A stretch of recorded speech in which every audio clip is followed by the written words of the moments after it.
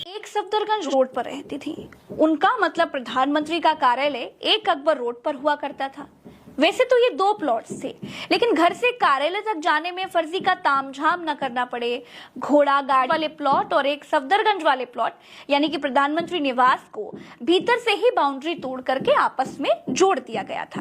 इंदिरा गांधी पैदल ही भीतर अपने घर यानी एक सफदरगंज रोड से एक अकबर रोड वाले प्रधानमंत्री कार्यालय में आया जाया करती थी, और यही वो करीब 100 मीटर से भी कम का रास्ता था जो इंदिरा गांधी का आखिरी रास्ता बन गया। आखिर कैसे करके आने वाले सिख सिक्योरिटी गार्ड्स ने उनकी हत्या कर दी। आज इसी को इंदिरा गांधी उन बहुत कम लोगों में से प्रधानमंत्री थी, लेकिन उनको ये मालूम था कि किसी भी वक्त किसी भी तरीके से उनकी मौत हो सकती है। वो अपने डॉक्टर कृष्ण प्रसाद माथुर से अक्सर ये कहती थी कि किसी दुर्घटना में अचानक उनकी मौत हो जाएगी। उनके भाषण में एक रैली में खुलेआम अपनी मौत का जिक्र कर दिया। 8.5 करोड़ का जहाज अपने लिए खरीद पाती। उनको मालूम था कि उनको रहना तो अपने लोगों के बीच ही है, इसीलिए इंदिरा गांधी ने खुलेआम ये कहा था कि चिंता नहीं है कि मैं जीवित रहूं या नहीं रहूं, मेरी लंबी उम्र रही है और मैं ये इस पर मुझे अगर गौरव किसी चीज पर है तो इस पे है कि सारा जीवन मेरा सेवा में गया, केवल इसके गौरव है और किसी चीज नहीं।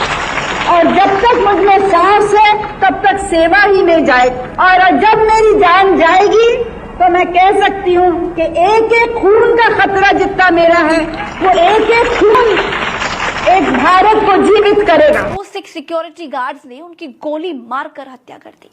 वो पाकिस्तान की तरह खालिस्तान नाम का अलग देश बनाने की मांग चल रही थी। बांग्लादेश के पाकिस्तानियों को उखाड़ फेंका तो पंजाब को खालिस्तान कैसे बनने दूंगी।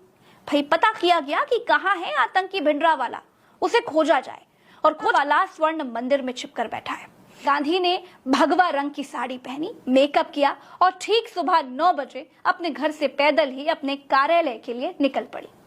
इंदिरा गांधी के साथ छाता लेकर के कांस्टेबल नारायण सिंह चल रहे थे।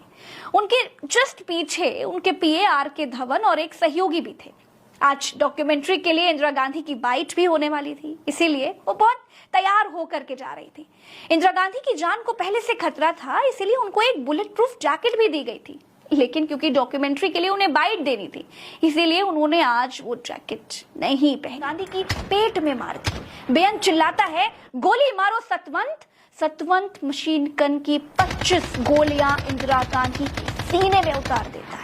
बेअंत सिंह की दूसरी तरफ खड़ा सिख गार्ड 22 साल का सतवंत अपनी स्टेन गन से सारी की सारी गोलियां इंदिरा गांधी के प्रधानमंत्री के सिक्योरिटी में रहने वाली एम्बुलेंस का ड्राइवर बिल्कुल रिलैक्स था। वो चाय पीने चला गया। एम्बुलेंस ड्राइवर को बहुत खोजा गया, लेकिन वो मिला नहीं। पीए धवन अपनी एम्बेसडर कार लेकर के आ जाते हैं और वो घर से भागते हुए बाहर निकले। सोनिया गांधी दौड़ते हुए आती हैं और चिल्लाती हैं, मम्मी हे भगवान, ले जाया जाता है। सुबह 9 से 9:30 बजे के बीच का समय था। दिल्ली के ज्यादातर दफ्तर खुलने का समय था। सड़कों पर भयंकर ट्रैफिक था। एम्स था तो 4.5 किलोमीटर दूर ही, लेकिन पहुंचने में समय लग रहा था क्योंकि जाम बहुत ज्यादा था। एक एक सेकंड, एक एक घंटे के बाद सिंह ने उससे कहा, रो मत, बदला लो।